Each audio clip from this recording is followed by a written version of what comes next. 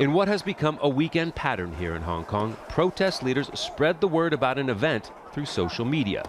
And out they come, starting with small confrontations that escalate into battles with police pulling out their entire anti-riot arsenal, including a water cannon with chemical-laced blue-dyed water.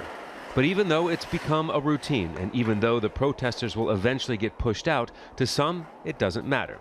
They say they will keep showing up.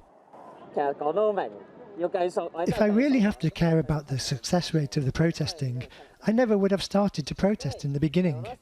It's about our demands after all. We can't just keep silent and let things happen. The movement started over a bill that would have allowed extraditions from Hong Kong to mainland China. It was permanently shelved. But the movement grew and intensified, mainly because of what protesters have said is the heavy-handed treatment by police as they crack down on the protests and unauthorized marches.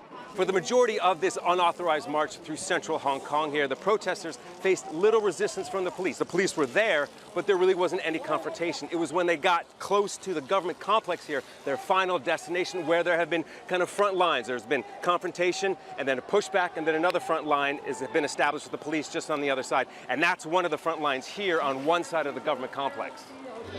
To show that protesters do not represent all of Hong Kong's people, a pro-Beijing group held 2 events across the territory on Sunday. A few hours before the march began, they sang the Chinese national anthem. And in Taiwan, viewed as a breakaway province by Beijing, a show of support for Hong Kong.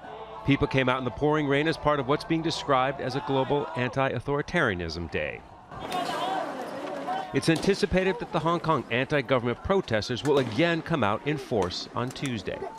It's China's National Day, marking 70 years since the founding of the People's Republic of China.